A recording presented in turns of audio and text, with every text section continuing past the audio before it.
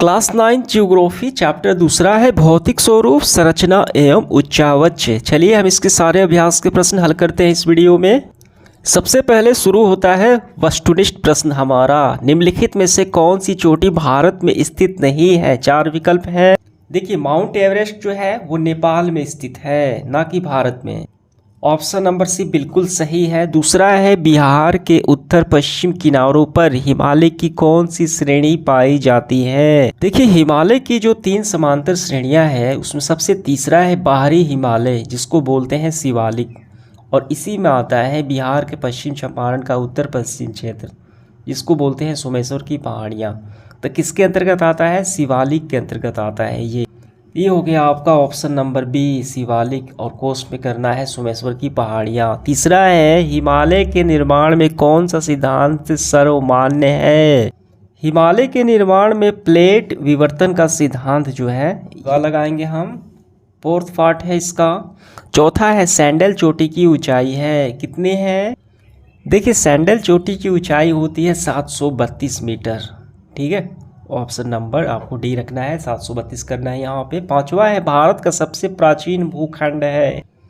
देखिए यहाँ पे गौर कीजिए, दक्षिण का पठार या इसको बोलते हैं प्रायद्वीपीय पठार, इसकी आकृति त्रिभुजाकार है। ये काफ़ी पुरानी भूखंड इसको मानी जाती है। ठीक, ऑप्शन नंबर ए होगा। इसके बाद देखिए लघु उत्तरीय प्रश्न पहला है हिमालय की 3 समांतर श्रेणियों के नाम लिखें। हिमालय पर्वत के 3 समांतर श्रेणियों में सबसे पहला आता है महान या आंतरिक हिमालय, दूसरे पे आता है लघु या मध्य हिमालय, और तीसरे पे आता है देखिए सबसे बाहरी हिमालय, इसको बोलते हैं शिवालिक। इसका उत्तर हम ऐसे करेंगे, हिमालय के 3 समांतर श्रेणियां निम्न हैं: आंतरिक हिमालय या हिमाद्री, लघु हिमालय या मध्य हिमालय, तीसरा है बाहरी हिमालय या शिवालिक। दूसरा सवाल, काराकोरम के सबसे ऊंचे पर्वत शिखर का क्या नाम है? देखिए हिमालय के उत्तर में काराकोरम पर्वत श्रेणी स्थित है, इसको क्या बोलते हैं? इसको बोलते हैं गार्डविन आस्टीन या K2। इसका उत्तर हम ऐसे कर लेंगे। ठीक है। तीसरा सवाल है कौन सा तटीय मैदान अपेक्षाकृत चौड़ा है? देखिए भारत के तटीय मैदान की बात करें, ये 2 है, पश्चिम तटीय मैदान और दूसरा है चौड़ा पूर्वी तटीय मैदान। ये पूर्वी का तटीय मैदान है, तो कौन सा चौड़ा है? चौड़ा पूर्वी तटीय मैदान, तो ये चौड़ा है पूर्वी। ठीक, नज़र डालिए, पूर्वी तटीय मैदान पश्चिमी तटीय मैदान के अपेक्षा अधिक चौड़ा है। ठीक, इसकी चौड़ाई देखिए कितनी है, 160 से 350 किलोमीटर तक। ये आपका आंसर हो गया। 4 नंबर है तटीय मैदान में स्थित 3 झीलों के नाम लिखे। अभी हमने देखा तो उसमें पूर्वी और पश्चिमी, इसमें जो 3 झीलें स्थित है उसका नाम बताने हैं। देखिए यहाँ पे पश्चिम तटीय मैदान और पूर्वी तटीय मैदान, इसमें पहला झील वेवनाथ झील हो गया, उसके बाद देखिए कुल्लौर झील हो गया, पुनिकट झील हो गया। इसी में से हमें बता देना है 3। देखिए इसका उत्तर लिखेंगे, तटीय मैदान में स्थित झील निम्न है। पहला कुल्लूरू झील, दूसरा चिल्का झील, तीसरा है वेवनाथ झील।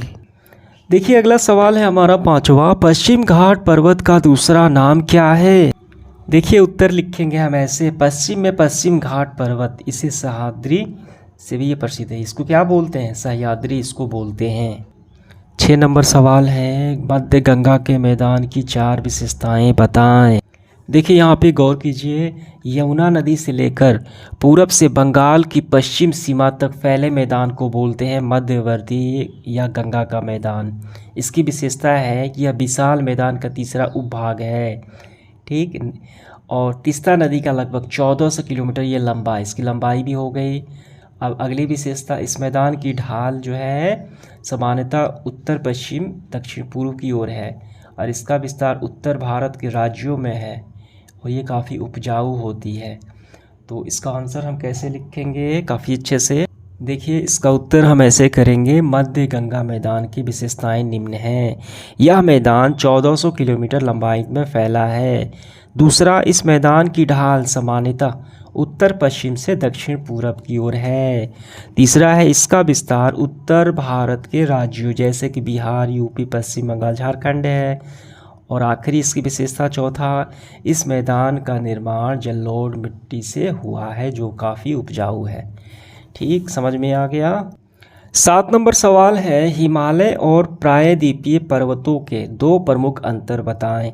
हिमालय नवीन पर्वत श्रेणी का है, ये पुराने हैं। ये देखिए, इसका उत्तर लिखेंगे, इस तरफ है हिमालय पर्वत और उस तरफ है प्रायद्वीपीय पर्वत। हिमालय जो है नवीन वलित ये पर्वत का उदाहरण है, जबकि प्रायद्वीपीय ये प्राचीन गोंडवाना भूमि का अंश है। हिमालय ये विश्व की सबसे ऊंची पर्वत श्रेणी है और प्रायद्वीपीय ये लावा निर्मित पठार है। ठीक है, अंतर हो गया। 8 नंबर है, खादर तथा बांगर किसे कहते हैं। देखिए, इसका उत्तर हम यहाँ से करेंगे, गंगा के मैदान में जहाँ नदियों द्वारा पुरानी मिट्टी के ऊंचे मैदान बन गए, जहाँ नदियों के बाढ़ से जल नहीं पहुँच पाता, उसे बांगर कहते हैं। इस क्षेत्र में जो चूनेदार निक्षेप पाए जाते हैं, जिसे कछारी या निचले मैदान बोलते हैं, और बाढ़ का जल प्रतिवर्ष पहुंचकर नई मिट्टी की परत जमा होती है, उसको खादर बोलते हैं। ठीक, ये पूरा आपका आंसर हो गया। ये खादर काफ़ी उपजाऊ होती है। अगला सवाल है 9 नंबर, पूर्वी घाट तथा पश्चिमी घाट में अंतर बताएं। हम इसका आंसर ऐसे लिखेंगे, देखिए, इस तरफ पूर्वी और उस तरफ पश्चिमी। दक्षिण के पठार के पूर्वी सिरे पर स्थित जो घाट है उसको पूर्वी घाट कहते हैं, और दक्षिण के पठार के पश्चिमी सिरे पर जो घाट है उसको पश्चिमी घाट बोलते हैं। पूर्वी घाट की औसतन ऊंचाई 600 मीटर और पश्चिमी घाट की औसतन ऊंचाई जो है 900 से 1600 मीटर। इसमें नदियां हैं महानंदी, गोदावरी, कृष्णा, कावेरी, और इसमें अनेक छोटी छोटी नदियां बहती हैं। तो इसी तरीके से आपको लिख लेने हैं 5 अंतर। अब इसके बाद देखिए, दीर्घ उत्तरीय प्रश्न शुरू होता है। पहला है, उत्तर के विशाल मैदान की विशेषताओं को लिखें।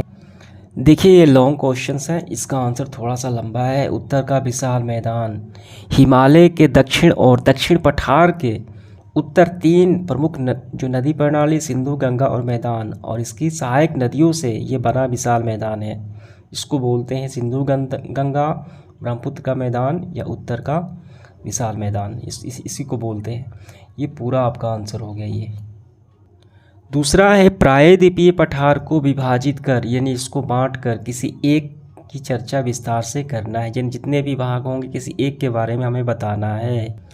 इसका उत्तर हम ऐसे करेंगे, देखिए, प्रायद्वीपीय पठार, इसके बारे में लिखेंगे, दक्षिण का पठार या प्रायद्वीपीय पठार की आकृति दृष्टि से त्रिभुजाकार है।